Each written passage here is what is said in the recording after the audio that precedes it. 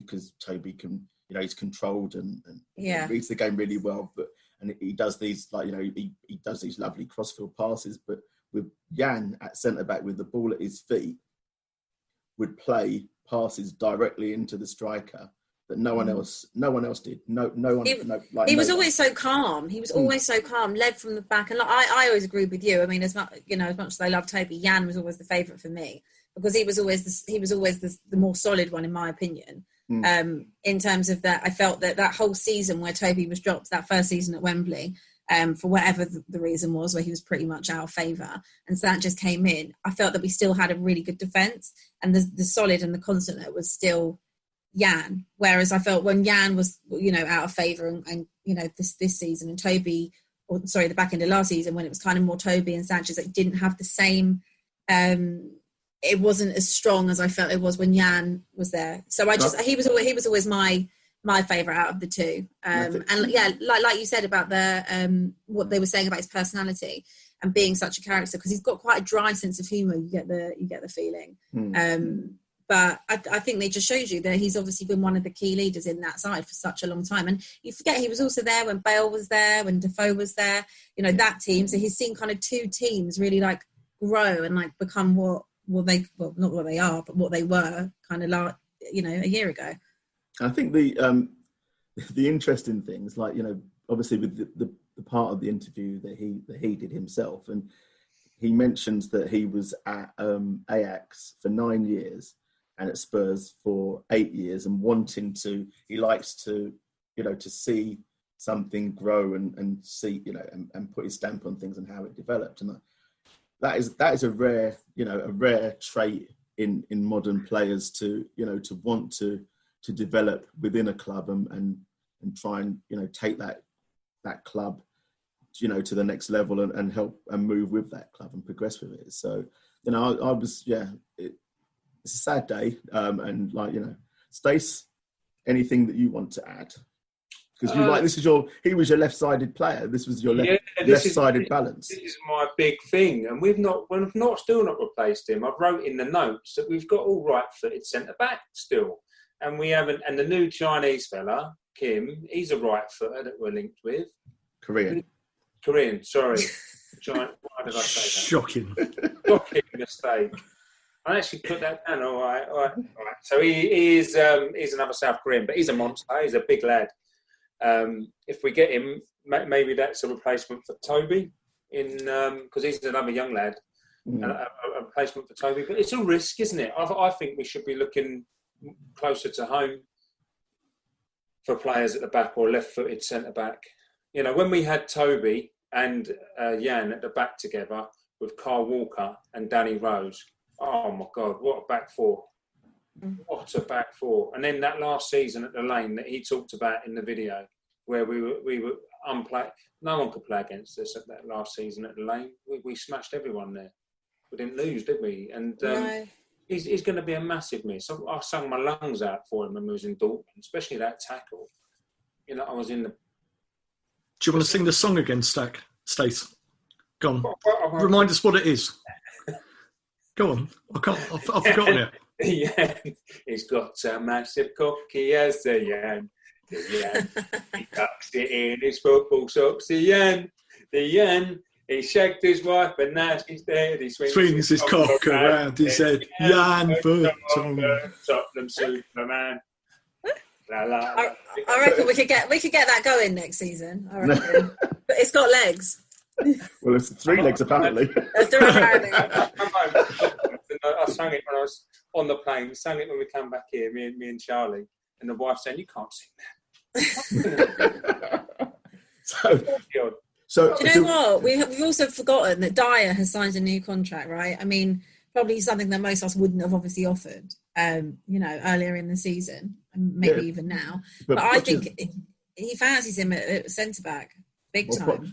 Poch loves him, doesn't he? I mean, not Poch, sorry. Mourinho loves him. Mourinho wanted to sign him when he was at Man United. So, he kind of, he's happy to have got into Spurs just to manage Dyer. So, I don't know what he sees. Well, I don't know. I mean, there's definitely potential there. And You know, Mourinho obviously feels that he can bring it out of him. You know, so work on his short switch muscles, make him quicker, turn quicker. It's that turning, isn't it? Because he can get caught out with his pace, and that's what frightens me. Because David Sanchez is much quicker. Davison Sanchez is much quicker. Dave Sanchez. Dave.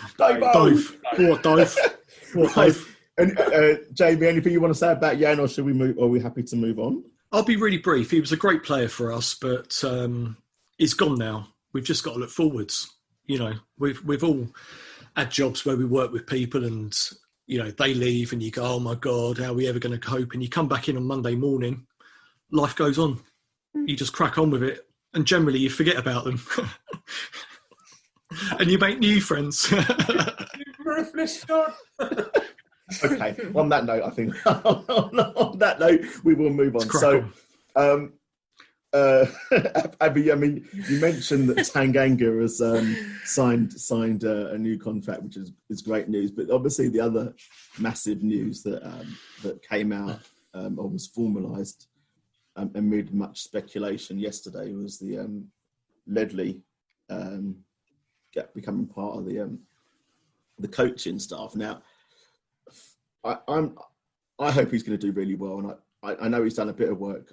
Well, I've heard that he's done a bit of work with the defence, and you know, we look quite good defensively. So, but I'm not one of these people that kind of think that automatically because he was a legend, a supreme player, and an absolute fucking legend for the club, that means he's going to be a great coach, a top coach, and then because people are like, well, there you go, he's our future manager. You know, they're priming him to be the manager in however many years, and he'll take over, and he's going to be a fucking, like, you know, that it just doesn't work. Well, it could work that way, but it just doesn't necessarily work that way, you know. So, I mean, I'm happy for him to come in, and hopefully it's going to work out. Jamie, what was your reaction on the news? It's great news. Obviously, he's an absolutely great defender. Never trained, and was always excellent. Another player in the sort of Paul McGrath sort of mould and that, but the cynic in me is going to come out here. And actually, I'll point out as well that you've fucking sworn more than I have in this podcast. You said on the last one I was on, I swore too fucking much, so I'm going to let it go now. But you know, the cynic in me would say, has Jose got King in? So when we're shit at defending, he'll go, hey, it wasn't me, it was Ledley King. So what was that? It was a bit like an Arsene Wenger kind of impression. I'm gonna have to try and find where that is in the edit, and we're gonna edit that out. I'm not having that accent in the final take. No, you're having a laugh, aren't you? I've been practicing that all day long. Have you? Oh my God! I have, yeah. That's why I got no work done today. So, it was a Ledley's fault. Don't repeat it, fuck's sake! Oh my God! I made you stop. Abbi, I'm from Portugal. I speak good English. Abbi, how did you feel about the fact that he'd been appointed? I think it was good. He was actually on. He was on one of the Zooms right at the beginning when we started doing them. And he said he'd been, you know, doing a bit of coaching with the younger ones, with the under 23s and stuff like that. And he kind of alluded to potentially having, you know, a bigger role. And obviously he's now got it. Look, it can't be bad to keep people like that around the club. He spoke very, very highly of Jose on that Zoom. He said he sees absolutely everything. Like, even when he's not watching, he sees it. And he's so meticulous in everything he does. And he really, really rated him. So I guess, and look, I mean, he didn't have to say that. It's not, you know, it's not going anywhere. It's not, you know, being shown everywhere unless you're on the Zoom. So I think that it's very telling that someone who is such a legend at the club feels that way about the manager. Because at this point, you know, everyone's still was very much on the fence about it, and people still are, obviously. But I think that having Ledley around, who knows what the club is about, putting that in it, also working on the defence with it, because like we all said, you know, he barely trained and he was outstanding. If it wasn't just for that knee, what else could he have actually achieved with us? So I think that it's always a good thing to have him around, especially the young ones. They'll always be looking up to him. Plus, they've also had Toby, they've had Jan, and now they've got Ledley. They're pretty much sport for choice and people they can look at. So you got to take it as a positive. You always want to have legends around the club. I would say, actually, not to toot their horn, but Arsenal do tend to do it as well. And I mean, defensively, it obviously hasn't really worked for them, but you'd hope that it would be better for us. But he was definitely a better defender than some of those Arsenal geezers, weren't he, Stace? Oh yeah, unbelievable. He never got booked. He read the game so well. He glided. His speed was phenomenal as well.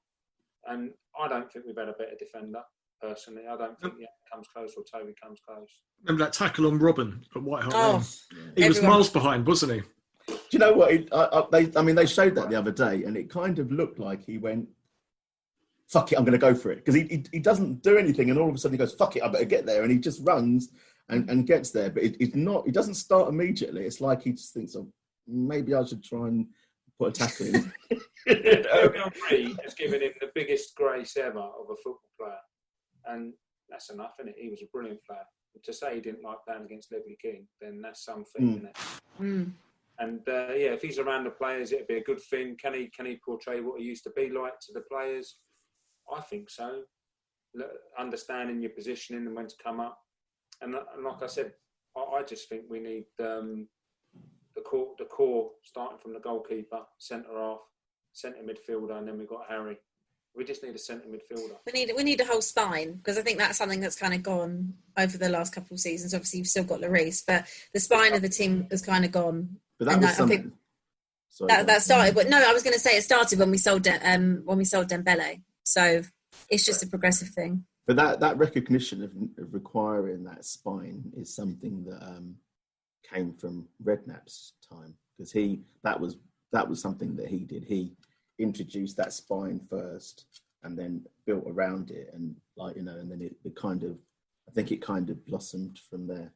Is it just pick up into just the one thing to pick up, I think, from what you said, Abby, about Mourinho and Jose and Ledley, and how he feels that Mourinho is and everything. I feel that the players, and from the outside in, we all moan about Mourinho and everything, or there's a lot of people moaning about him and he's very negative and everything, but he's like, the players that are involved seem really happy. They seem quite content, and they all seem to be keen to play, and they seem to understand what's required of them now, and how the squad works and everything. And it just seems a much more positive place which given it's Mourinho and everyone moaned, he seems so duplicitous when he's speaking to the media and stuff like that, and we're always looking to read into his comments. What's the double meaning within his comments, and what is the underlying message really within his comments. But the players seem to be quite happy where they are, and we if the season hadn't finished now, I'm surprised they're not gutted that the season's finished, to be fair, because I think they're in a really good vein of form. I think that it's finished at a bad time for us. We just hope that we're going to continue. But I think they, you have to look at it as it's been a really weird season. It's been really up and down. And yes, we have hit a little bit of vein of form, kind of at the end when we probably needed it the most. Because pre-lockdown it was just awful. Everything was awful. That Norwich game was the last one I can really think of, that everything just seemed really poisonous around the club from the top to the bottom. And I think actually Corona came at a really good time for us. Not that it could actually come at a good time, but in terms of where Tottenham were before, I think it did. And I have been very, very sceptical of Jose, because I didn't think at the time it was a good idea to sack Poch. I thought it was very rash, which I think quite a lot of people also thought when you looked back 4 months prior and we were in a Champions League final. But you move on, and I've been looking at it the last kind of 5-6 games, and I didn't see any progression. When we first restarted in that kind of up until Sheffield, I hadn't really seen much forward thinking I hadn't really seen any progression within the side, but I've kind of now, it's all clicked kind of, and I kind of see, obviously, the football he wants to play, the kind of mentality he obviously wants to instill. And I feel like at the minute I'm more like, okay, give it a go. Like, let's see where it goes.